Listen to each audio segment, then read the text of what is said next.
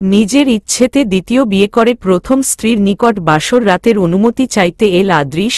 ছাদের এক প্রান্ত ঘেঁষে অগোছালো হয়ে দাঁড়িয়ে আছে আঁখি, চোখে নেই কোনো জলের আকার নিকার। হাসিখুশি মেয়েটা আজ যেন পাথরে পরিণত হয়ে গেছে। হুট করে এসেই পিছন থেকে জড়িয়ে ধরল আদৃশ আঁখিকে, অতঃপর আহ্লাদী কণ্ঠে বলতে লাগল, রাগ করেছ আমার উপর? জানো তো আমি তোমাকে কত ভালোবাসি। আমি যাই করেছি শুধুই আমাদের ভালোর কথা ভেবে করেছি। আমি তোমাকে কখনো অবহেলা করিনি আর করব না। আমার তোমার প্রতি ভালোবাসায় কোনো কমতি থাকবে না কখনো, সর্বদা যেমন ছিল তেমনই থাকবে। শুধু আমাদের জীবনে নতুন একজনের আগমন ঘটেছে যে আমাদের জীবনের আসল খুশি দান করবে। আমি বাবা ডাক শুনব আর তুমি মা। তাছাড়া মা ও নাতি নাতনির মুখ দেখতে চান। তোমার মন খারাপ হবে বলে কখনো বলেন না হয়তো, কিন্তু আমি বুঝতে পারি। সব দিক বিবেচনায় নিয়েই আমি পদক্ষেপটা নিয়েছে। সত্যি বিশ্বাস করো আমি শুধু তোমায় ভালোবাসি। আর তাছাড়া ও তো তোমার বেস্ট ফ্রেন্ড, ওকে বিয়ে করার মাধ্যমে ওরও সমস্যা দূর হয়ে গেল আর আমাদেরও। এই অল্প বিষয়ে মন খারাপ করে থাকলে চলবে? আমার লক্ষ্মীটি আমার সাথে রাগ করে থাকতে পারে না আমি জানি, তাই এবার মন খারাপ করে না থেকে আমাকে অনুমতি দাও। বাসর ঘরে অন্য একজন যে আমার অপেক্ষায় বসে আছে।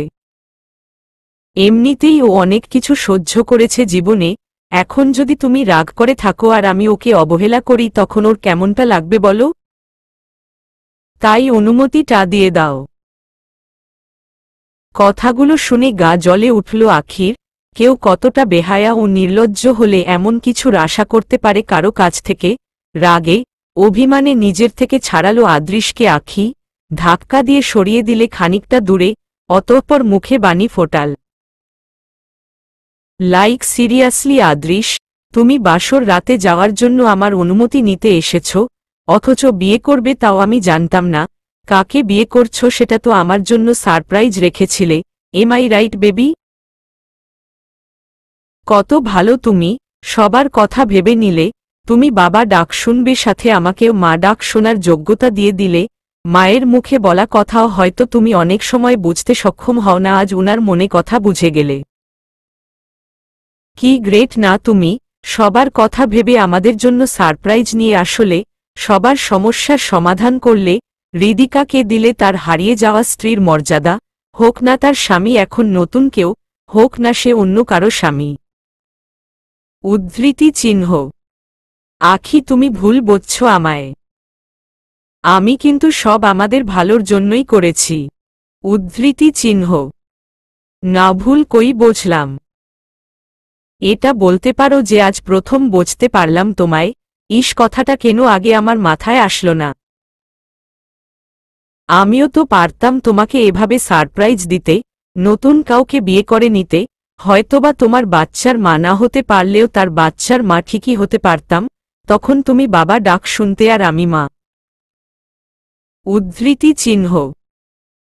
আখি। ডন্ট সাউট আদৃশ, যে কথাটা শুনতেও তোমার খারাপ লাগছে, সেই কথাটা মেনে নিতে আমার কতটা খারাপ লাগছে আন্দাজ করে নিতে পারছো তো?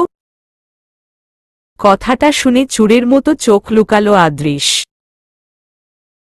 আমাকে বোকা ভাবতে এসো না আদৃশ। মা বাবা পড়ে কেউ যদি আমায় ভালো করে জানে সেটা হলে তুমি। আফসোস একটাই, এত বড় একজন উকিল হয়েও নিজের জীবনের ন্যায় অন্যায়ের পার্থক্যটা ভুলে গেলে। শরীরের নতুন চাহিদা মেটাতে পর করে দিলে সব পুরানো সুন্দর সম্পর্ক, সব সুন্দর ভালোবাসার অনুভূতি। আজ একজন ডাক্তার হয়েও আমি একটা বাচ্চার জন্য এমন নাটক দেখতে পাবো কখনো ভাবিনি। জীবনে প্রতিটা ধাপে তুমি আমার সাথে ছিলে আদৃশ, প্রতিটা ধাপে নতুনভাবে আমার বিশ্বাস জয় করেছিলে। এমনিতেই তোমার জন্য মা বাবা বংশপরিচয় ছেড়ে চলে আসিনি। কথায় আছে না যে যা করবে তা তার উপরই ফিরে আসবে, আজ আমারটাও ফিরে এলো। তোমারও এমন দিন আসুক তা আমি কখনো চাইব না। ভালো থাকো, দোয়া করি। আর দাঁড়ালো না আখি সেখানে। আদৃশের সামনে দাঁড়ানোর ক্ষমতা যে আর জুটিয়ে উঠতে পারছে না। ছাদ থেকে নেমে এসে ড্রয়িং রুমের সোফায় বসে রইল আখি। খেয়াল করল আদৃশ্য নেমে আসছে। ওর দিকে তাকালে দুজনেরই চোখে চোখ পড়ল। চট করে চোখ নামিয়ে ফেলল আখি। দরজা লাগানোর শব্দে চোখ তুলে আবারও তাকালো সেদিকে। চোখ ছিটকে এবার বেরিয়ে এলো জল, সাথে মুখে তাচ্ছিল্যের হাসি। নতুন সুখের ঠিকানায় চলে গেল তার ভালোবাসার মানুষটি, যে কি না একটু আগ অবধি তার কাছে বাসর ঘরে যাওয়ার অনুমতি চাইছিল, তার এখন সেই অনুমতিটাই আর লাগল না। আদৃশ এসে বিছানায় বসতেই হৃদিকা বলে উঠল, নিশ্চয়ই আখি রাগ করেছে, তাই না? করবে না? এমন জিনিস কেউ কিভাবে মেনে নেয়? কিন্তু আমরাই বাকি করব আদৃশ। মনের উপর তো আর কারো জোর চলে না, আমরা নিজেদের অজান্তেই একে অপরকে ভালোবেসে ফেললাম। তাছাড়া তোমাদের বাচ্চা হচ্ছে না, এর কমতি আমি পূরণ করে দিতে সক্ষম, আর তোমরা বদৌলতে সমাজে আমার সম্মান বাঁচালে, এতে তো ওর কোনো সমস্যা হওয়ার কথা না। আমরা তো একসাথে মিলেমিশে থাকতে পারি, যেমনটা সবসময় ছিলাম। আমার তো এ বিষয়ে কোনো সমস্যা নেই। কিন্তু ও কেন মেনে নিচ্ছে না? এমনটা জানলে আমি কখনো বিয়ে করতাম না তোমায়। কথাগুলো বলে শুধু শুধু হেঁচকি তুলে কান্না শুরু করল হৃদিকা। তাতে বুকে মোচড় দিয়ে উঠল তার নতুন স্বামীর। আরে কাঁদছ কেন তুমি? সবার মানসিকতা তো একই হয় না। আমি ওকে ঠিকই মানিয়ে নিব, তুমি চিন্তা করো না। তাছাড়া কান্না করে এত সুন্দর রাত নষ্ট করতে চাও তুমি? আসো একটু আদর করে তোমার সব কষ্ট মিটিয়ে দিই। অতঃপর আদৃশ তার নতুন বউকে নিজের কাছে টেনে নিল। এখনও সেই বন্ধ দরজার দিকে দৃষ্টি স্থির রয়েছে আখির। ভিতরে হয়তো চলছে এক সুখের খেলা, রঙিন স্বপ্ন বুনছে নতুন দাম্পত্য জীবনের একজোড়া নরনারী, কিন্তু সেই নতুন স্বপ্নের রং আখির স্বপ্নের পোড়া ছাই দিয়ে দিয়ে বানানো তিক্ত। এই সত্য কিভাবে মেনে নিবে এই রমণী? চোখ যে আর বাধা মানছে না, মুখ টিপে নিঃশব্দে চোখের জল ফেলছে সে। ১৯ বছরের চেনা জানা, এর মধ্যে ৫ বছরের ভালোবাসার সম্পর্ক আর ৩ বছরের সংসার, সবকিছুই আজ কিছু স্বার্থ সংবলিত জিনিসের নিচে চাপা পড়ে গেল। একেই হয়তো বলে নিয়তির খেলা। হৃদিকা আখির বেস্ট ফ্রেন্ড। অনেক ভাইবোনের মধ্যে থেকে মধ্যবিত্ত এক পরিবারে বেড়ে উঠেছে সে। হৃদিকা আখির সাথে কোনো স্কুল কলেজে পড়েনি, কারণ হৃদিকার কখনো সেই যোগ্যতাই ছিল না আখির সমতুল্য মান পাওয়ার। ডোয়াশরাফ খানের একমাত্র মেয়ে আখি, সোনার চামচ মুখে নিয়ে জন্ম যার, কখনো আভিজাত্যের কোনো কমতি হয়নি। তারই সমবয়সী ছিল হৃদিকা, তাদের এক ড্রাইভারের মেয়ে, প্রায়ই তার বাবার সাথে আখিদের বাড়িতে আসত। সেখান থেকেই আখির সাথে তার পরিচয়। আখি কখনো কাউকে ছোট ভাবত না, তাই হৃদিকার সাথে সে নিজের সুন্দর এক বন্ধুত্বের সম্পর্ক গড়ে তুলে খুব সহজে। তখন থেকেই হৃদিকার সাথে তার ঘনিষ্ঠ সম্পর্ক। আদৃশের সাথে ছোটবেলা থেকেই পরিচয় আখির। আখির ২ বছর সিনিয়র ছিল আদৃশ, তবে তার সাথে ভালো বন্ধুত্বের সম্পর্ক ছিল সবসময়কার। একসময় তা ভালোবাসায় রূপান্তরিত হয়। আদৃশের যথেষ্ট সম্পত্তি থাকলেও আখির বাবার তাকে পছন্দ ছিল না, কারণ তার বংশ পরিচয় ভালো ছিল না। ওর দাদা ৩ বিয়ে করেছিলেন, যেটা নিয়ে সমাজে ওর দাদার নামে অনেক দুর্নাম রয়ে গেছে। তারপর ওর বাবাও ২ বিয়ে করেন। সেসব বিয়ের পিছনে ছিল তাদের অনেক কুকীর্তি, যার ফলস্বরূপ আখির বাবা এমন ঘরে নিজের একমাত্র মেয়েকে দিতে চাননি। কিন্তু আখি ছোটবেলা থেকেই স্বাধীন ব্যক্তিত্বের অধিকারী, তাই সে তার পছন্দ নিয়ে নিজের পরিবারের সাথে অনেক দ্বিমত করে। অতঃপর পরিবারকে রাজি করতে না পেরে ভালোবাসার টানে সব ছেড়ে আদৃশের কাছে চলে আসে আখি। দুজনে শুরু করে নিজেদের এক সুন্দর সুখের ঠিকানা, যে ঠিকানা আজ বদলে দিল অন্য কেউ। হৃদিকার বাবা অভাবের তাড়নায় মেয়েগুলোকে যেভাবে যেখানে পেরেছেন বিয়ে দিয়েছেন।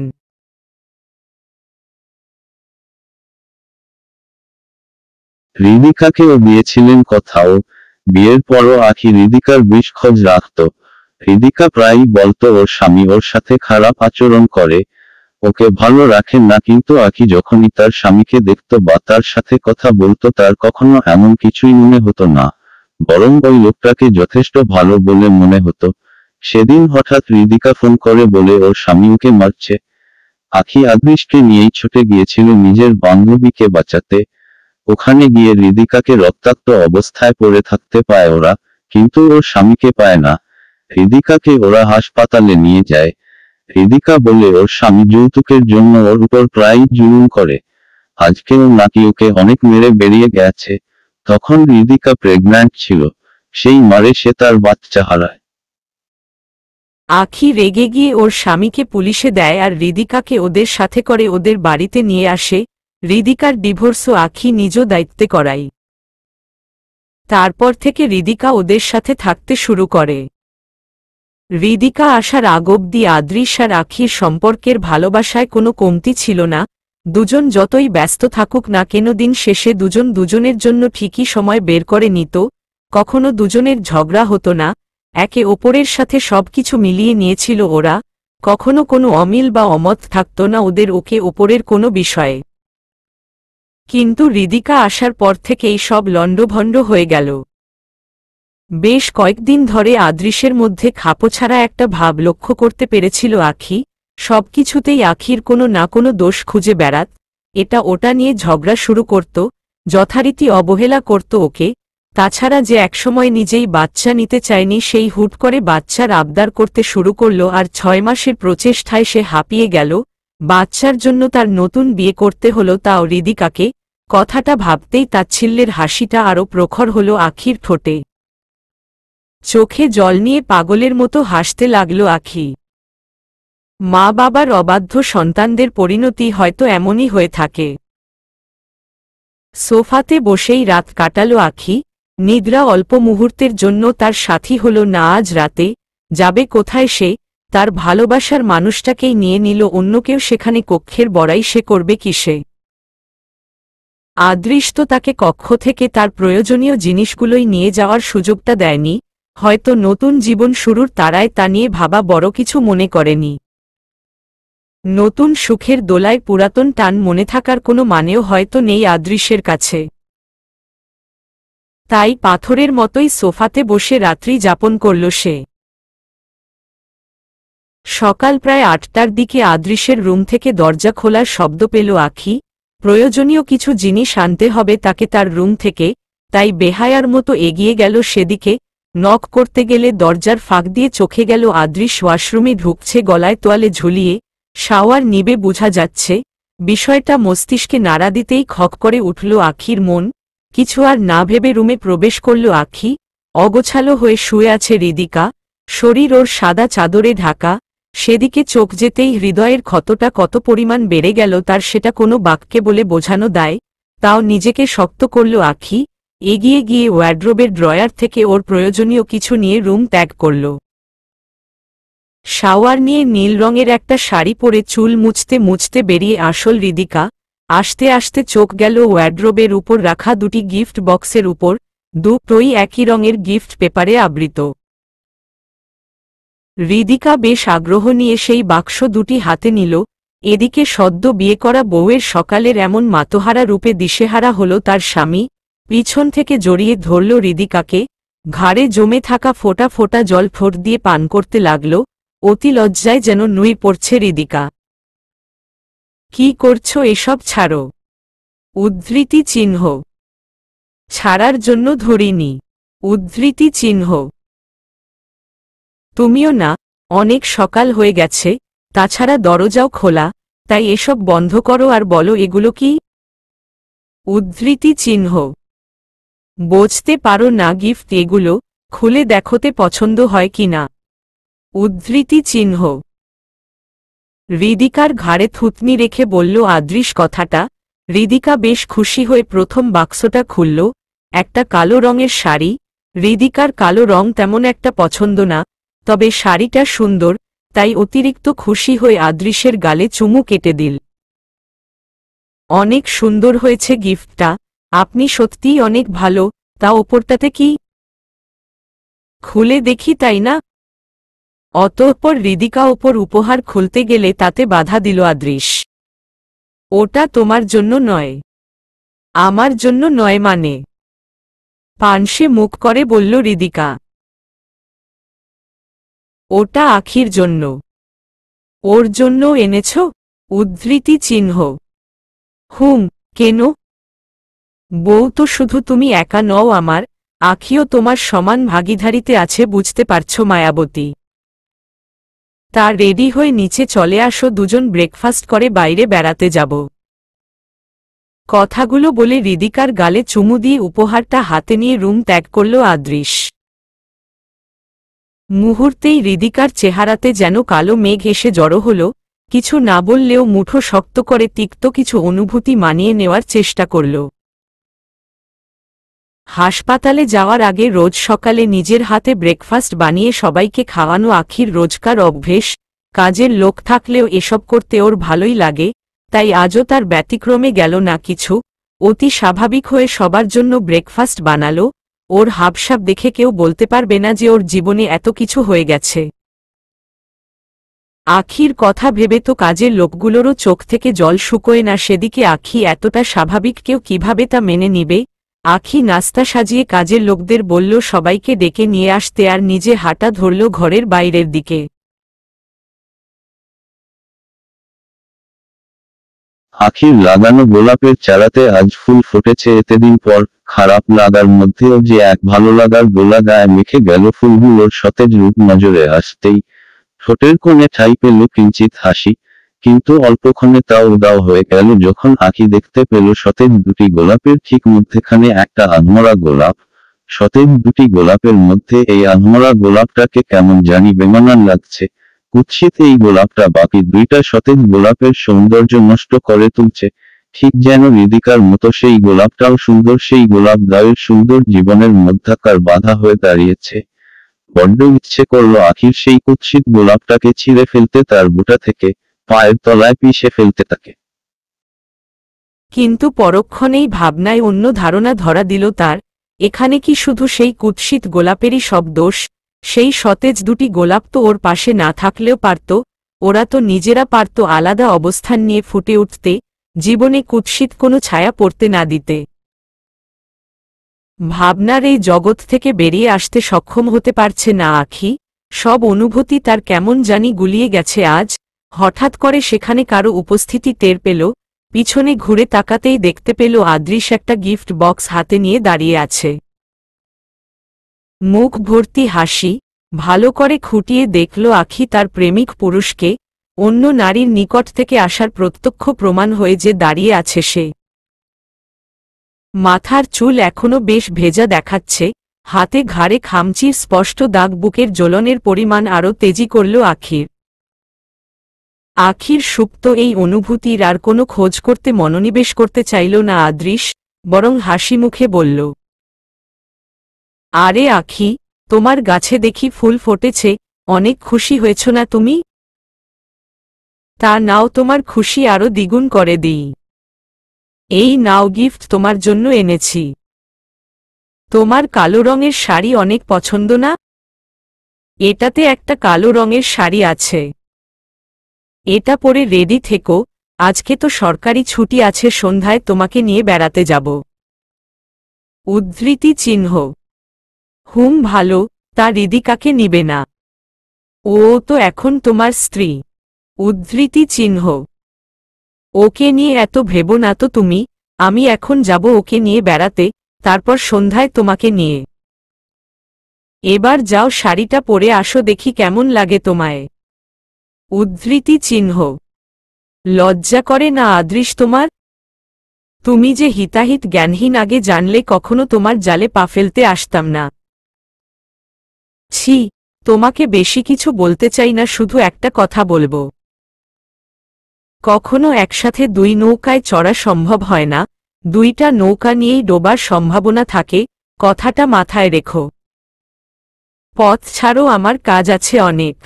উদ্ধৃতি চিহ্ন। তোমার মনে হয় না তুমি একটু বেশি রিয়াক্ট করছো আখি? উদ্ধৃতি চিহ্ন।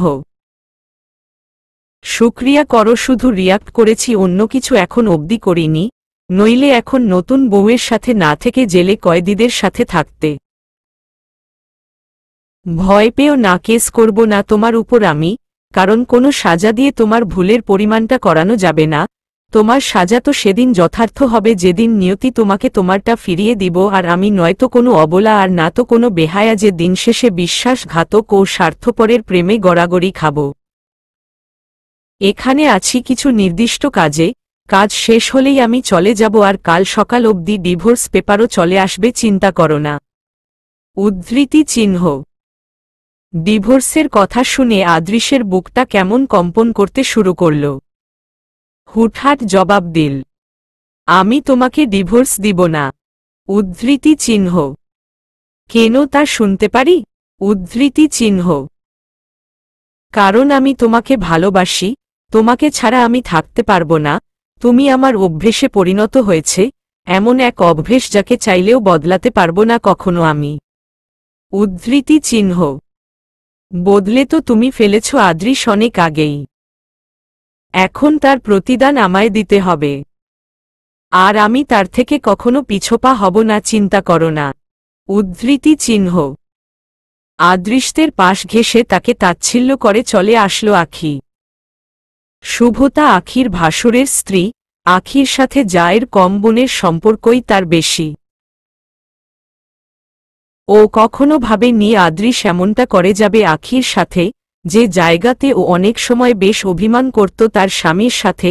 আদৃশ আখিকে এত ভালোবাসে, ওর জন্য কত ভাবে, সব কিছুতে ওকে সাপোর্ট করে, ওর কিছু হয়ে যাওয়ার আগে ঘর মাথায় তুলে ফেলে, ওর জন্য কত না সারপ্রাইজ প্ল্যান করে। নিজের স্বামীকে আদৃশের কাছ থেকে এসব কিছু শিখে নেওয়ার অভিমানী আবদার করত শুভতা। আদৃশ এমন কিছু করে যাবে কখনো কল্পনাতেও ভাবেনি কেউ। কাল রাতে নিজের স্বামীকে ঝাপটে ধরল সুব্রতা, ক্ষমা চাইল তার কাছে। খুব করে চাইল সে যেন কখনো আদৃশের মতো না হয়। ও যেভাবেই আছে সুব্রতার কাছে তার সবকিছু, সে যে আখির মতো এত শক্ত মানুষই নয়, এমন কিছুর বিপরীতে নিজেকে যে সামলে নেওয়া তার ক্ষমতার বাইরে। তার স্বামী তখন তাকে বাহুডোরে আবদ্ধ করে নিল, তাকে ভরসা দিল তার কাছে তার স্ত্রী পৃথিবীর এক অমূল্য সম্পদ। বাগানের দোলনাতে বসে আছে আখি, একধানে আকাশের পানে তাকিয়ে আছে, অনেক সাহস করে সুব্রতা এলো তার সাথে কথা বলবে বলে। আখির দিকে তাকিয়ে দীর্ঘ এক নিঃশ্বাস ফেলল সুব্রতা। আখির সাথে কথা বলারও যে ভাষা হারিয়ে গেছে সে। এমন এক অবস্থায় কাউকে সান্ত্বনা স্বরূপ কিছু বলতে যাওয়াও হাস্যকর বলে মনে হয় সুব্রতার কাছে। কোনো নারী তার স্বামীর ভাগ কাউকে দিতে পারে না কখনো, এমন কিছু স্বাভাবিকভাবে মেনে নেওয়া নারীদের মহিয়সী নারী ব্যতীত কোনো উপাধি হয়তো মানাবে না। তাই সুব্রতা চাইলেও যে আখির সাথে কথা বলার সামর্থ্য জুটিয়ে উঠতে পারছে না, কি করবে সে বা তার স্বামী, শাশুড়ি। হ্যাঁ, ওদের তিনজনের কাছেই আদৃশের থেকে আখির মর্ম বেশি হলেও তিনজনই আদৃশের কাছে এক প্রকার বাধ্য।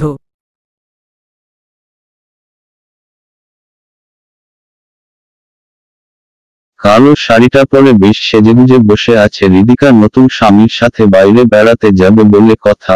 আয়নায় নিজেকে দেখে যে নিজেরই প্রেমে মত্ত হচ্ছে, বারবার নিজেকে খুঁটিয়ে দেখছে আয়নাতে। সেইক্ষণেই আদৃশ প্রবেশ করল কক্ষে, গিফট বক্সটা এনে টেবিলের উপর রেখে বিছানাতে চিত হয়ে শুয়ে পড়ল। চেহারাতে মলিন একটা ভাব, একবারও তাকালো না হৃদিকার দিকে যে তার আশায় সেজেগুজে বসে আছে।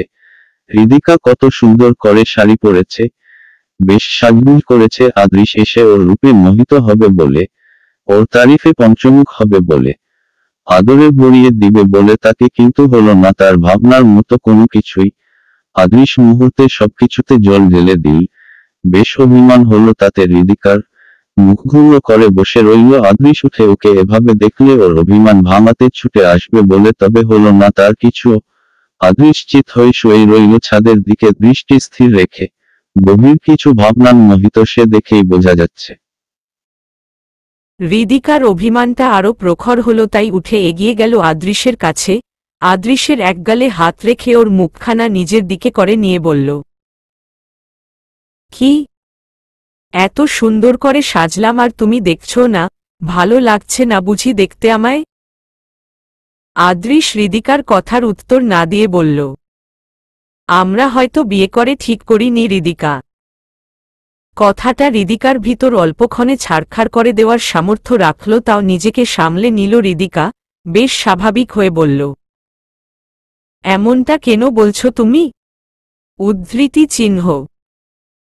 দেখো হৃদিকা, আমি জানি না কখন কিভাবে আমি তোমায় ভালোবেসে গেছি। আঁখি পড়ে তুমি প্রথম মেয়ে যার প্রতি আমি আলাদা এক টান অনুভব করেছি, কিন্তু কথাটা যেভাবেই হোক আসল কথা হলো আঁখির পড়ে। আঁখি আমার জীবনের প্রথম নারী। ওকে পাওয়ার জন্য আমি কি কি করেছি তা শুধু আমি জানি। ওর জায়গা কখনো কেউ নিতে পারবে না, তুমিও না। তোমার প্রেমে পড়েছি যখন থেকে বুঝতে পারলাম, তোমাকে নিজের কাছে রাখার চেষ্টা করতে থাকি। তোমাকে অবৈধভাবেও পেতে চাইনি, তাই বিয়ে করে পেতে চেয়েছি তোমায়। এজন্য একটা না একটা কারণ খুঁজতাম, অবশেষে বাচ্চার কারণ পেলাম। কিন্তু যাই হোক, যার জন্যই হোক, এটাই সত্য, আঁখির অবস্থান আমার জীবনে সবথেকে আলাদা। তোমাকে বিয়ে করার কারণ খুঁজেছি, তবে আঁখিকে হারানোর কোনো কারণ আমি মেনে নিব না। আমি ওকে হারাতে পারব না। উদ্ধৃতি চিহ্ন। এতই যখন ওকে ভালোবাসো তবে আমাকে কেন বিয়ে করলে? আমি তো জোর করিনি তোমায়। উদ্ধৃতি চিহ্ন। এটাই তো ভুল করেছি। উদ্ধৃতি চিহ্ন। কিছু না বলে চোখের জল ফেলতে শুরু করল হৃদিকা এবার। নতুন বউয়ের আখির জলে বেশ হয়রান হয়ে উঠল শোয়া থেকে আদৃশ। কি করছো এসব হৃদিকা? কেঁদো না প্লিজ। আমারই ভুল, হুটহাট এমন কিছু করে যাওয়া ঠিক হয়নি আমার, কিন্তু যা হবার হয়ে গেছে। তুমি ভয় পেও না, আমি তোমাকে ছাড়ব না, আর না তো আমি আখিকে ছাড়তে পারব। তোমরা দুজনেরই আলাদা গুরুত্ব রয়েছে আমার জীবনে। তাই কান্না বন্ধ করো। আর হ্যাঁ, আজ থেকে তুমি তোমার আগের রুমে থাকবে। এই রুমে একমাত্র আখির অধিকার। কাল রাতে তোমাকে এখানে আনাও আমার ঠিক হয়নি। না জানি কোথায় থেকেছে আখি সারা রাত, অন্য কোনো রুমে থাকেনি এটা জানি আমি। তুমি তোমার রুমে থাকবে আজ থেকে, আমার রুমে আখি থাকবে আমার সাথে। এগুলো যেন কথা নয়, ইটপাটকেল ছিল যা ছুড়ে দিল আদৃশ হৃদিকার বুকে। ফ্যালফ্যাল দৃষ্টিতে তাকিয়ে রইল হৃদিকা আদৃশের দিকে, চোখে জল ভরে আছে তার। প্লিজ লক্ষ্মীটি, কান্না করো না। আমি তোমাকে এভাবে আঘাত করতে চাইনি, কিন্তু অবস্থা বুঝতে পারছো তো। তুমি দেখো, খুব জলদি আখি তোমাকে মেনে নিবে, তখন আর কোনো কষ্ট থাকবে না। তোমার সব জিনিসপত্র তো তোমার রুমেই আছে। এখানে যা এনেছো আমি কাজের লোকদের দিয়ে তোমার রুমে পাঠিয়ে দিব। আর এখন আর বাহিরে যাওয়ার মুড নেই আমার। শাড়িটা পাল্টে নাও কেমন। তারপর উঠে বেরিয়ে গেল আদৃশ কোথাও। হৃদিকা অতি স্বাভাবিকভাবে তাকিয়ে রইল তার যাওয়ার পানে, তবে হাতের মুঠো শক্ত করে বিছানার চাদর খামছে ধরল। পাশে কেউ বসেছে এইমাত্র বুঝতে পারল আখি, তাই আকাশের তরফ থেকে চোখ হটিয়ে পাশে তাকালো। দেখতে পেল শুভ্রতাকে, ভিতরে জ্বলন্ত আগুন ধামাচাপা রেখে নরম স্বরে বলল, আরে আপু তুমি? কিছু চাই? গল্প করতে আসছো বুঝি? উদ্ধৃতি চিহ্ন। তুমি কি মানুষ না অন্য কিছু আখি? এত কিছুর পর এত স্বাভাবিক ব্যবহার করছো কিভাবে? তুমি তো এমন নও। ওই পশুদের এক ইশারাতে উপড়ে ফেলার ক্ষমতা রাখো তুমি। তবে কেন এমন করছো বলো? উদ্ধৃতি চিহ্ন। প্রথমত হৃদিকা, ওকে কি সাজা দিব? নিজের জন যদি ঠিক না থাকে তবে অপরের দোষ খোঁজা যৌক্তিক দেখায় না আপু। হ্যাঁ, চাইলে আমি আমার পক্ষে ন্যায়টা নিয়ে আসতে পারি, তবে তাতে যে তোমাদের সাথে অন্যায় হবে সেটা ভেবে দেখেছ? আমি এতটা স্বার্থপর হতে পারি না আপু। উদ্ধৃতি চিহ্ন। মানুষ কতটা মহান হলে এমন অবস্থায় অন্যের কথা ভাবতে পারে? তোমার মতো ভালোদের কপালে আল্লাহ তাআলা ভালো রাখেন। যা হয় ভালোর জন্যই হয়। আদৃশ তোমাকে ডিজার্ভ করে না। তুমি দেখো, আল্লাহ তোমার ভাগ্যে ভালো কিছু রাখবেন। উদ্ধৃতি চিহ্ন। উত্তরে কিছু বলল না আখি। মাথা রেখে শুয়ে পড়ল শুভ্রতার কোলে। নিজের আপন কোনো বোন নেই আখির। শুভ্রতাকে সবসময় নিজের বড় বোন মেনে এসেছে। শুভ্রতার কোলে যেন মাতৃকোলের ভালোবাসার অনুভূতি পেল আখি। আবেগ এইবার আর আটকাতে পারল না, দুহাতে মুঠো করে আঁকড়ে ধরল শুভ্রতার কাপড় আর শব্দ করে কেঁদে উঠল। হেঁচকি টেনে টেনে বলছে, কেন রে আপু? কেন ও এমনটা করল? কি কমতি ছিল আমার ভালোবাসায়? ওর জন্য তো সব ছেড়েছি আমি, সব করেছি আমি, কখনো ওর অসুবিধে হোক এমন জিনিস করিনি, তবে সে কিসের অভাবে অন্যত্র গমন করল? কেন আপু বলো না? তুমি না বলতে আমি বড় ভাগ্যবতী, কপাল গুনে একটা স্বামী পেয়েছি, আমার জন্য পাগল। এমন স্বামী সবার হওয়া চাই, সবার কপালে এমন স্বামী জুটে না। তবে কি হলো আমার এই কপালের? কোথায় গেল ওর সব ভালোবাসা? এটাই কি ছিল ওর ভালোবাসা? একেই কি বলে ভালোবাসা? বলো না আপু, বলো না। ও আপু বলো না। অতি আবেগে পাগলের মতো কান্না করে এসব বলছে আখি। আখির মাথায় হাত রেখে ঠোঁট কামড়ে কেঁদে চলেছে সুব্রতা। কি উত্তর দিবে সে? আখিকে বলার মতো সান্ত্বনা স্বরূপ কোনো ভাষাই নেই সুব্রতার কাছে। দক্ষিণা হাওয়ায় দোলছে গাছগাছালি। আজকে হাওয়া বেশ প্রবল। বাড়ির পিছনের দিকের একটা অংশের ইজি চেয়ারে বসে আছে আখি। বিকেলের এই দিকটায় এখানে এসে বসে বাগানের হরেক রকম ফলের সৌন্দর্য উপলব্ধি, ফুলের সুবাসে মন ভরে নেওয়ার অভ্যেস যে আখির প্রায় দিনের। এখানে কত স্মৃতি জমে আছে আখির আদৃশ্যের সাথে। মনে পড়ল এমনই একদিনের কথা। একদিন বিকেলে এখানে এসে বসতেই চোখ লেগে যায় আখির। এদিকে কোর্ট থেকে ফিরে আখিকে ঘরে না পেয়ে চেঁচামেচিতে ঘর মাথায় তুলে ফেলেছিল আদৃশ। মুখে একটাই বুলি, ওর ফুলপ্রি কোথায়? ফুলপ্রি ডাকটা আখিকে আদর করে দিয়েছিল আদৃশ, কারণ আখির ফুল খুব প্রিয়। আখিকে চোখে হারাতো সে হরদম। সেদিন খুঁজতে খুঁজতে এখানে এসে ঘুমন্ত অবস্থায় পায় আখিকে আদৃশ। টান দিয়েই তাকে কোলে উঠিয়ে নেয় আর গালে দিয়ে দেয় ভালোবাসার পরম।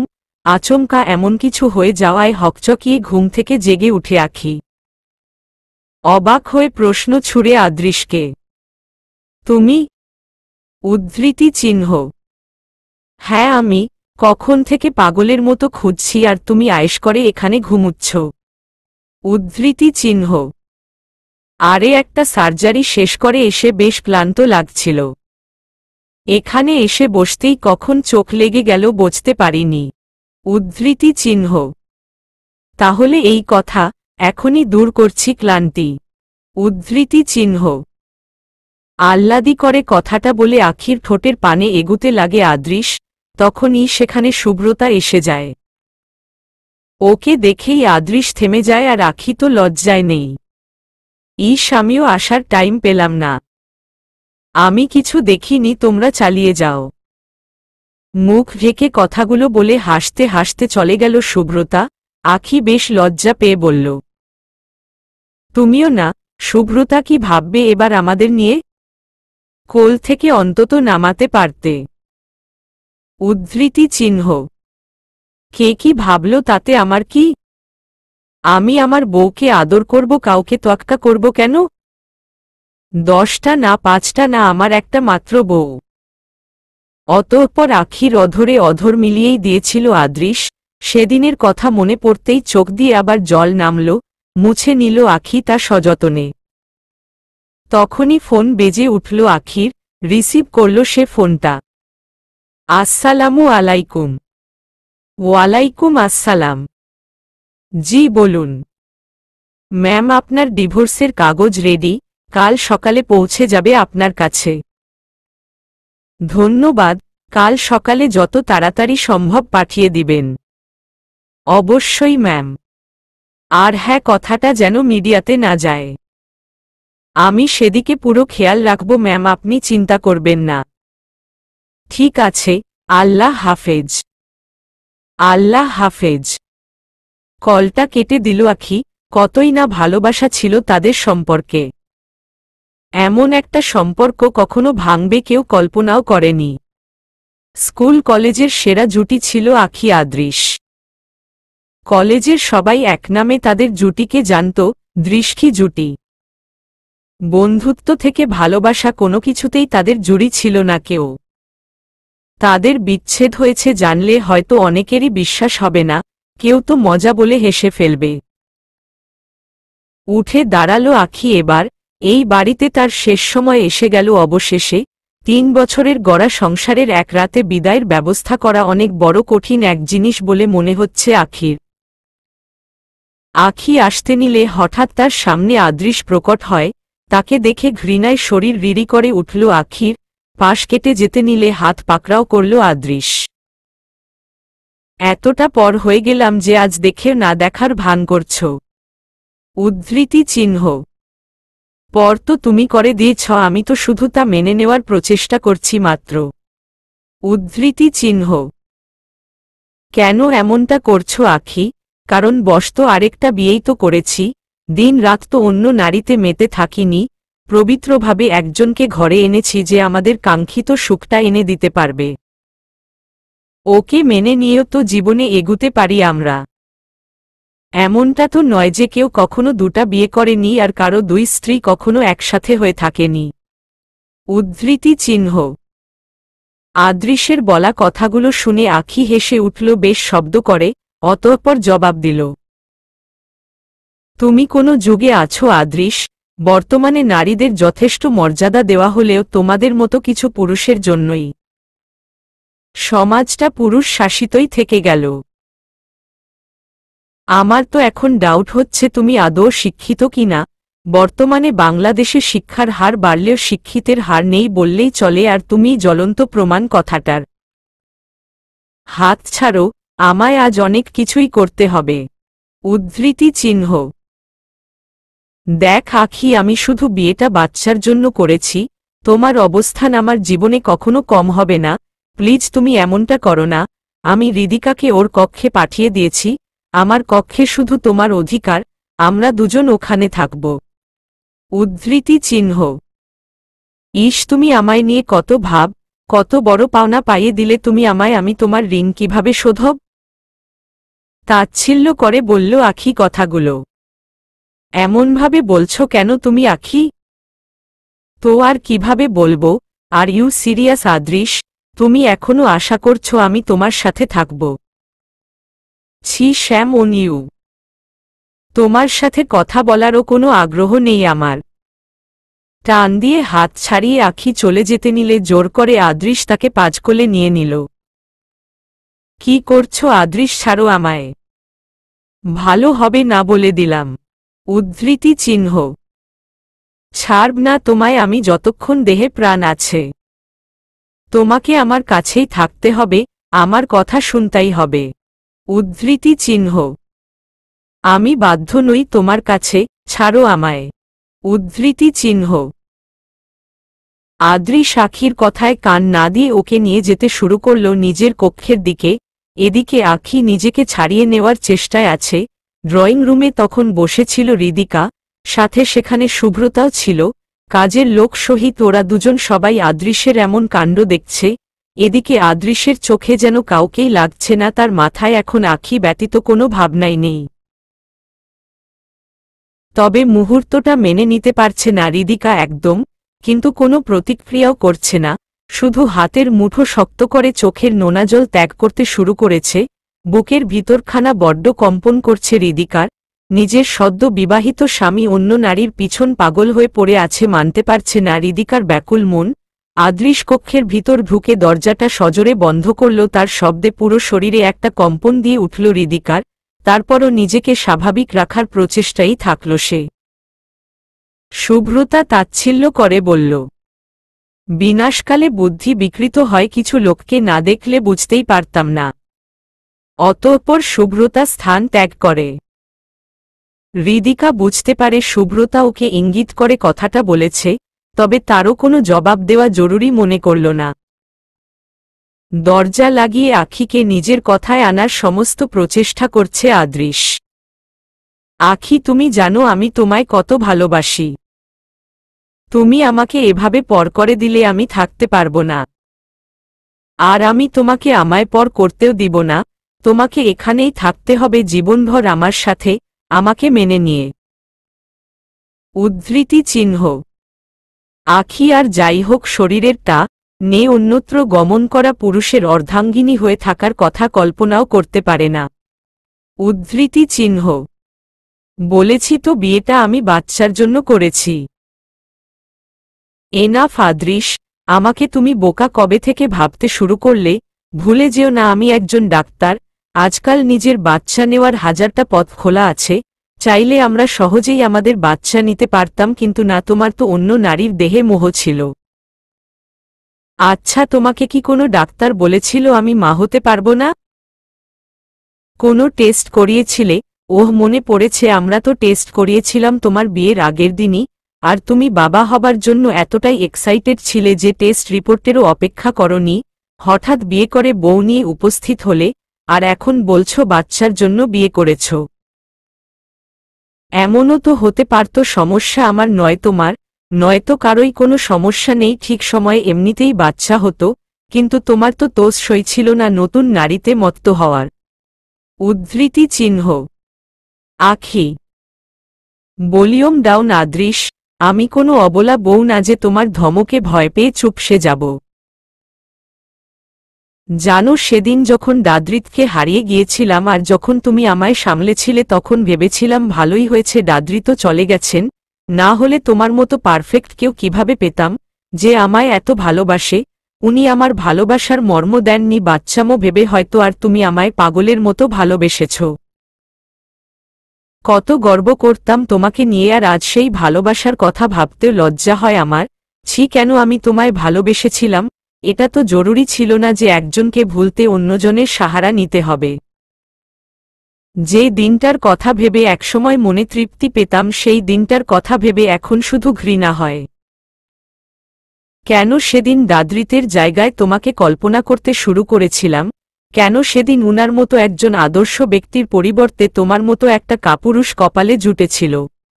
উদ্ধৃতি চিহ্ন। আখি। আখির মুখে আদৃতের কথা শুনে আদৃশের মাথায় রক্ত চড়ে গেল মুহূর্তে। আখিকে যে সে কখনোই অন্য কারো সাথে কল্পনাও করতে পারে না, আর আদৃতের সাথে কোনো মূল্যেই না, তাই অতি রাগে আখির উপর হাত উঠাতে গিয়েও থেমে যায় আদৃশ। রক্তচক্ষু নিয়ে তাকিয়ে আছে নির্ভয় আখি আদৃশের দিকে। কি হলো আদৃশ, থেমে গেলে কেন? ওঠাও, হাত দিয়ে দাও কাপুরুষতার প্রমাণ। আদৃশ হাত নামিয়ে চোখ নিচু করে দাঁড়িয়ে রইল, তবে রাগে এখনো ফুঁসছে। তোমার সাথে আর আমার কোনো কথা নেই। কথা বলতে হলে আর আদালতে কথা বলতে এসো। ডিভোর্স পেপার রেডি, কালকেই মুক্ত করব তোমায়। কথাটা বলে আখি যেতে গেলে আবারও তার হাত পাকড়াও করে আদৃশ, তবে এবার বেশ নরমভাবে ধরল আর মৃদু স্বরেই বলল, আমাকে প্লিজ ছেড়ে যেও না, একটা সুযোগ দাও অন্তত। এবার আর আখি নিজেকে সামলাতে পারল না, পিছন ফিরেই আদৃশের গাল বরাবর একটা থাপ্পড় বসিয়ে দিল। থাপ্পড়টা এত জোরালো ছিল যে বাহিরে দাঁড়িয়ে থাকা সকলের কানে স্পষ্ট গেল। ঘরের সকল লোক তাদের ঝগড়ার আওয়াজে ততক্ষণে কক্ষের বাহিরে উপস্থিত হয়েছিলেন। মা রোহানা মজুমদার একপাশে দাঁড়িয়ে আঁচলে মুখ ঢেকে চোখের জল ফেলছেন। শুভ্রতা তার 3 বছরের ছেলেকে কোলে নিয়ে দাঁড়িয়ে আছে। হৃদিকা একপাশে দাঁড়িয়ে শুধু হাতে হাত মলছে। কাজের লোকগুলোও সেখানে দাঁড়িয়ে। এদিকে আখি প্রখর এক জবাব দিল, আমাকে আমার আসল রূপে আসতে বাধ্য করো না আদৃশ। স্বামী হিসেবে যথেষ্ট সম্মান করেছি তোমায় আমি সবসময়, আর ডিভোর্সের আগ অবধি তা রক্ষা করার সুযোগটা দিবে আশা করি। নয়তো তোমার ভালো জ্ঞান আছে আমার ক্ষমতা সম্পর্কে। তোমার মতো 10টা আদৃশ একা সামলে নেওয়ার ক্ষমতা রাখি আমি, ভুলে যেও না কথাটা। অতঃপর দরজা খুলে ছাদের পানে ছুটতে শুরু করল আখি। আদৃশ আবারও ছুটে গেল তার পিছন। আখি ছাদের দরজা লাগিয়ে নিল তার ভিতর থেকে। বাহির থেকে বেশ কয়েকবার লাথি দিল সে দরজায় আদৃশ, তারপর ওটা ভাঙতে না পেরে চিৎকার করে বলতে লাগল, তোমাকে আমি কখনোই ছাড়ব না আখি, তোমাকে মৃত্যুর আগ অবধি আমার সাথেই থাকতে হবে। এখন আমি বিয়ে একটা করি বা 100টা, তুমি আমার ছিলে আর আমারই থাকবে, দেখে নিও। তারপর সেখান থেকে সোজা বাড়ির বাইরের দিকে বেরিয়ে গেল আদৃশ। হৃদিকা শুধু তাকিয়ে দেখল ওদের সমস্ত কার্যকলাপ। আখি ছাদের দরজার গায়ে লুটে পড়ে চিৎকার করে কাঁদছে, কেন আল্লাহ, কেন এমন লোককে আমার জীবনে আনলেন? যদি আমাকে এতই ভালোবাসত তবে অন্যের মোহে পড়ল কিভাবে? সত্য ভালোবাসা তো এমন হয় না।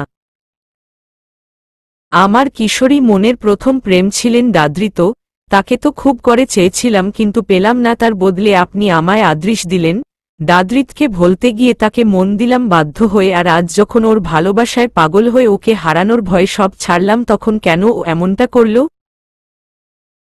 কই, ও জীবনে আসার পর তো আমি কখনো কারো দিকে সেভাবে তাকাইনি, কারো প্রতি আকৃষ্ট হইনি, এমনকি দাদৃতের কথাও আর দ্বিতীয়বার ভাবিনি। তবে ও কেন এমনটা করল? শরীরের টান কি ভালোবাসার থেকেও বড় হয়? কেন এমন হলো রাব্বুল আলামিন? কেন? কি এমন পাপ করেছিলাম যে তার সাজা আজ এভাবে পেতে হলো আমায়? কিভাবে সে আশা করতে পারে আমার কাছ থেকে যে তার পাশে আমি অন্য নারীকে মেনে নিই, যেখানে অন্য পুরুষের অল্প কথাও আমার মুখে কখনোই সে মেনে নেয় না? কেন? আজ নারী হয়ে জন্ম নেওয়ায় কি আমার এহাল? নারী রূপে জন্ম নেওয়া কি ভুল? মদ্যপান করে বেশ রাতে ফিরেছে আদৃশ, নেশা এত চড়েছে সোজা হয়ে হাঁটতে পারছে না সে। হেলেডুলে কোনরূপ হেঁটে নিজের কক্ষ অবধি পৌঁছাল। অগোছালো হয়ে বিছানায় শুয়ে আছে হৃদিকা, উপর হয়ে শুয়ে আছে শাড়ি অনেকটা বিচ্যুত হয়ে, পিঠের নিচের অংশটা বেশ ভেসে আছে, সাথে পেটের অনেকটা অংশও বেরিয়ে আছে। হুট করে কক্ষে ঢুকেতেই সেই নেশাক্ত পুরুষের চোখ পড়ল তার উপর, যা তাকে আরও নেশাক্ত করে তুলল। কিছু আর না বলে সোজা গিয়ে হৃদিকার পিঠ থেকে পেট অবধি হাত বুলিয়ে নিয়ে গেল, ওপর হাতে হৃদিকার কাঁধের উপর থেকে চুল সরিয়ে তার ঘাড়ে নাক ডুবিয়ে দিল। স্বামীর হঠাৎ এমন ছোঁয়া তাকে যেন মুহূর্তেই প্রায় উন্মাদ করে তুলল, অঙ্গপ্রত্যঙ্গ যেন খুশিতে নেচে উঠল। দিন শেষে যে তার স্বামী তার কাছেই ফিরে এসেছে। অদ্ভুত শিহরণ খেলা করছে তার সমস্ত শরীর জোরে। এদিকে নেশাক্ত স্বরে বলছে আদৃশ, আমি জানতাম আমার ফুলপ্রি দিন শেষে আমার কাছে ফিরবেই, সে যে শুধুই আমার। কে ভালোবাসবে বলো তোমাকে আমার মতো? জীবনে যেই এসে যাক, তোমার অবস্থান সবসময় আলাদাই থাকবে আমার কাছে। আজ তোমাকে এভাবে ভালোবাসব যে কখনো আমাকে ছেড়ে যাওয়ার কথা মাথায়ও আসবে না। আদরে ভরিয়ে দিব তোমায় আমি আজ। কথাগুলো কর্ণপাত হতেই শরীর জ্বলে উঠল হৃদিকার। অতি ক্ষোভে খামছে ধরল বিছানার চাদর, তবুও কিছু বলছে না। স্বামীর এই আদরের ভাগটা ছাড়তে চায় না হৃদিকা। ঘাড়ে চুমু খেতে খেতে তাকে নিজের দিকে ফেরালো আদৃশ। চেহারায় চোখ যেতেই কেমন ভ্যাবাচ্যাকা খেল সে। চট করে উঠে বসল হৃদিকার উপর থেকে, ঝটফট জেরা করল তাকে। তুমি এখানে কি করছ? আখি কোথায়? উদ্ধৃতি চিহ্ন। আখি এ রুমে আর আসেওনি, ছাদ থেকে সোজা মায়ের রুমে ঢুকেছিল, ওখানেই আছে। উদ্ধৃতি চিহ্ন। মৃদু স্বরে উত্তর দিল হৃদিকা, আর কোনো কথা বাড়াল না। আদৃশ উঠে গেল মায়ের রুমের দিকে, দরজাতে ধাক্কানো শুরু করল, গর্জে গর্জে বলছে, দরজা খুলো আখি, দরজা খুলো বলছি। আখি তার শাশুড়ির কোলে মাথা গুজে শুয়ে আছে, শুভ্রতা তার পাশে বসে তার মাথায় হাত বুলাচ্ছে। আখি মানা করেছে দরজা না খুলে দিতে, তাই শুভ্রতা আর দরজা খুলে দেয়নি। এদিকে আদৃশ চিৎকার করে বলছে, কত লুকাবে আখি আমার থেকে? কত দূরে থাকবে? ঘুরে ফিরে তোমায় আমার কাছেই আসতে হবে, দেখে নিও। তখন সেখানে আগমন ঘটল আদিলের, আদৃশের বড় ভাই। বেশ গম্ভীরতা নিয়েই বলল আদিল, আদৃশ তোর কি হিতাহিত জ্ঞান হ্রাস পেয়েছে? পাগল হয়ে আখিকে বিয়ে করলি? খেয়াল আছে তোর ওকে জীবনে পেতে কত সাধনা করতে হয়েছে তোকে? তোর ওর জন্য ছটফট দেখে আল্লাহর কাছে দোয়া করতাম, আল্লাহ যেন তোকে তোর সুখ আখিকে পাইয়ে দেন। অবশেষে তুই আখিকে পেলি। আমার মনে হলো পৃথিবীতে আর একটা সত্য ভালোবাসার জয় হলো, কিন্তু কি করলি তুই? হৃদিকার মোহে পড়ে আখিকে কষ্ট দিলি, আর এখন আবার ওর শান্তিটাও নষ্ট করছিস। নতুন একজনকে যখন জীবনে জড়িয়েছিস, তখন পুরাতন টানে পড়ে থেকে কি লাভ? আখিকে ওর মতো থাকতে দে। দেখো ভাইয়া, এটা আমার জীবন, আখিও আমার স্ত্রী, আর হৃদিকাও। আমার যা ইচ্ছে তাই করব, আমি আমার জীবনে কারো হস্তক্ষেপ সহ্য করব না। কথাটা মনে রেখ। কথাগুলো বলে আদৃশ আবার রুমের দিকে হাঁটা ধরল। নির্বাক হয়ে সেখানে দাঁড়িয়ে রইল আদিল। বড় ভাই হলেও আদৃশকে কিছু বলার বা কথা শোনানোর কোনো অধিকার নেই তার। বেকারত্বের অভিশাপ যে এমনই ভয়াবহ যা বহন করা সবার পক্ষে সম্ভবপর হয় না। যার খেয়ে পড়ে আছে স্ত্রী সন্তান নিয়ে তাকে কেমনেই বা শাসাবে আদিল, ভাবলেও যেন লজ্জা লাগে। শাশুড়ির কোলে মাথা রেখে ঠোঁট কামড়ে কান্না করছে আখি। শাশুড়ি আর যা দুজনেরই চোখ খালি নেই, জল যে তাদেরও চোখ আজ ছাড়বে না হয়তো পণ নিয়েছে। আখি নামক মেয়েটা যে কখনোই তাদের যা বা শাশুড়ি মনে করেনি, দিয়েছে মা ও বোনের দরজা, তাই আজ তার এই দুর্দিনে আপন সে সম্পর্কের টানে জল ছাড়ছে না তাদেরও চোখ। শাশুড়ি এবার কাঁদতে কাঁদতে আখির মাথায় হাত বুলিয়ে বললেন,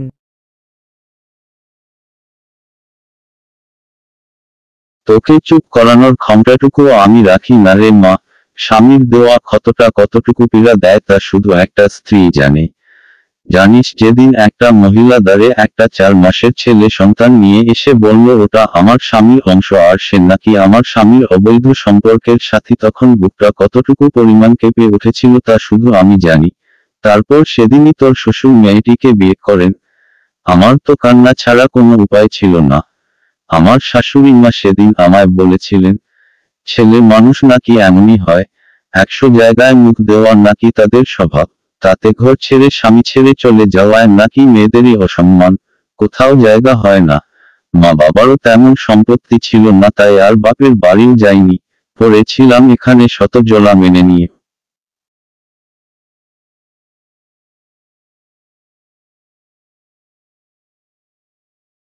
ওই মেয়েটা প্রায়ই নিজে থেকে ঝগড়া করতো আমার সাথে, তারপর উনার কাছে আমার নামে উল্টাপাল্টা বলতো আর উনি আমায় অনেক মারতেন। তা উপরে থাকতাম 2টা বাচ্চার মুখের দিকে তাকিয়ে। কিন্তু হঠাৎ একদিন জানতে পারি আমার সতীনের জরায়ুতে ক্যান্সার ধরা পড়ছে। শারীরিক সম্পর্ক করতে পারে না আর, এতে ওদের মধ্যে প্রায়ই ঝগড়া হতো। তারপর থেকে উনি আর ওর পাশেও যেতেন না, আমার সাথেই থাকতেন বেশিরভাগ সময়। তাছাড়া বাইরেও উনার অনেক মেয়ের সাথে সম্পর্ক ছিল জানতাম আমি, সবকিছুর পরও চুপ করে থাকতাম। হঠাৎ একদিন আমার সতীন ঈশিতা মারা যায়। ওর মৃত্যুর 6 দিন আগে ওর ছেলেটা মারা যায় পানিতে ডুবে। মৃত্যুর আগে আমি ঈশিতার অনেক পরিচর্যা করি, কিন্তু উনি ওর মুখ দেখতেও চাইতেন না তখন। ঈশিতা মরার 6 মাস পর উনার একটা অ্যাক্সিডেন্ট হয় যাতে তিনি প্যারালাইজড হয়ে যান। সবকিছুতেই অক্ষম, শুধু কথা বলতে পারতেন। তারপরও আমি উনাকে কখনো অসম্মান করিনি আর না তো উনার পরিচর্যায় কোনো কমতি রেখেছি।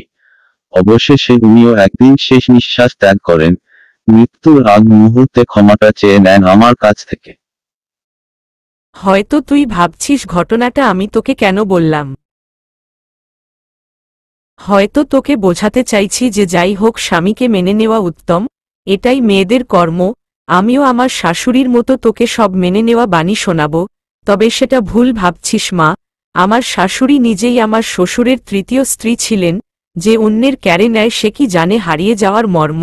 উনি মারা গেছেন তাই উনার কোনো দুর্নাম করতে চাই না আমি আর, শুধু বলবো তুই চলে যা মা, নিজের জীবন আবার গুছিয়ে নে সুন্দর করে। কেস কর ওই পশুটার নামে, এমন হাল কর ওর যাতে কখনো কোনো স্বামী স্ত্রী ব্যতীত অন্য কোনো নারীর দিকে চোখ তোলার কথা ভাবতেও ভয় পায়।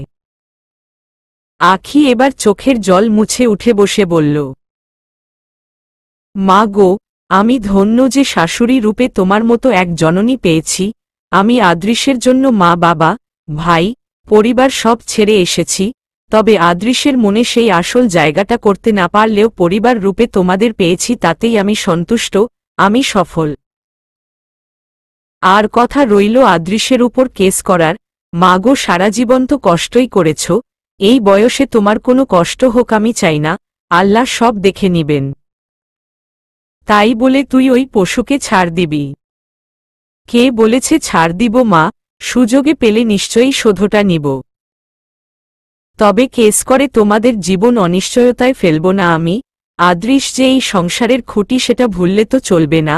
আর ও উকিল বিষয়টা মিডিয়াতে গেলে ওর আমার দুজনেরই নাম খারাপ হবে, সাথে আমাদের পরিবারদেরও, তাই সবকিছু মাথায় নিয়ে চলতে হবে আমায়। তাছাড়া আল্লাহ ছাড় দেন ছেড়ে দেন না জানোই তো। তোমার মতো মেয়েকে আদৃশ হাতে পেয়েও হারালো, ওর জন্য তো কোনো ধরনের প্রায়শ্চিত্ত কম হবে না, তুমি দেখে নিও। আখিকে জড়িয়ে ধরে কেঁদে কেঁদে কথাটা বলল সুব্রতা। আদৃশ বিছানায় চিত হয়ে পড়ে চোখ বন্ধ করে বিড়বিড় করছে। তোমাকে আমি ছাড়ব না আখি, তোমাকে পেতে আমি কি কি করেছি তা শুধু আমি জানি, আমি তোমাকে হারাতে পারি না। তুমি আমারই থাকবে। হঠাৎ কপালে কারো আলতো স্পর্শে চুপ করে গেল আদৃশ, চোখ খুলে দেখতে পেল হৃদিকা। স্বাভাবিক স্বরেই বলল, তুমি এখানে কি করছো? বলিনি তোমার কক্ষে যেতে? উদ্ধৃতি চিহ্ন। আখি তো আর এখানে আসছে না, তাই আমার এখানে থাকতে অত সমস্যা নেই। উদ্ধৃতি চিহ্ন। এটা আখির কক্ষ, ও এখানে থাকুক না থাকুক এখানে অধিকার ওরই থাকবে। উদ্ধৃতি চিহ্ন। আর আমার অধিকারের কি? উদ্ধৃতি চিহ্ন। ভুলে যেও না হৃদিকা, তুমি দ্বিতীয় জন আমার জীবনে, যতই প্রাধান্য তুমি পাও না কেন, তোমার অবস্থান আর অধিকার আখির পরই থাকবে। উদ্ধৃতি চিহ্ন। হৃদিকার অভিমান আর অধিকার নিয়ে বলা কথাটার উত্তরে আদৃশ সেভাবে কড়া জবাব দিবে আশা করেনি সে, তাই এবার বেশ শব্দ করেই কেঁদে দিল। আদৃশ স্বল্প বিরক্তি নিয়ে বলল, দেখো হৃদিকা, এখানে কেঁদে কোনো ফায়দা নেই। আমি তোমাকে বলেছি আমি তোমাকে ছাড়ব না, আমার জীবনে তোমারও যথেষ্ট গুরুত্ব রয়েছে। প্লিজ কান্না করো না।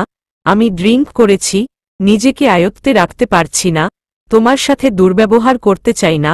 প্লিজ চলে যাও, আমার প্রয়োজন মনে হলে নিজে তোমার কাছে আসব। এখন চলে যাও তুমি। হৃদিকা আর কিছু না বলেই সেখান থেকে ছুটে আসল। আদৃশ আবার চোখ বন্ধ করে বালিশে শায়িত হল। ফজরের নামাজ পড়ে কুরআন তেলাওয়াত করে নিল আখি। শাশুড়ির কক্ষেই রাত্রি যাপন করল আজ সে। আজ আর কান্না করল না। পুরাতন গ্লানি মুছে দেওয়ার দিন আজ। আজ সে ফুটবল পড়লে চলবে না। সকাল 10টা হতে না হতেই ডিভোর্স পেপার হাতে চলে আসলো আখির। চারিদিকেই আখির বেশ নাম ডাক। ক্ষমতার বশে ডিভোর্স পেপারটা এত তাড়াতাড়ি করিয়ে নিতে পারল। তিক্ত এই টানটা বেশি সময় আর রাখবে না আখি, মুছে দিবে তা এক মুহূর্তেই। সাইনের জন্য ডিভোর্স পেপারটা হাতে নিতেই হাত কাঁপতে লাগল আখির। ধীরে ধীরে গড়ে তোলা ভালোবাসার এক অট্টালিকা এক মুহূর্তে কিভাবে ধুলোয় মিশিয়ে দিতে পারবে আখি, তাতে যে প্রচুর সাহস আর ক্ষমতার প্রয়োজন। কিন্তু আখি তো ভীতু বা দুর্বলদের দলের কারো মধ্যে পড়ে না, তবে সে কেন পিছপা হবে আজ? না, তাকে হার মানলে চলবে না, তাকে আত্মসম্মানের এই লড়াইয়ে জিততেই হবে। অতঃপর আর ভাবতে চাইল না সে, হাতে উঠিয়ে নিল কলম। চলবে।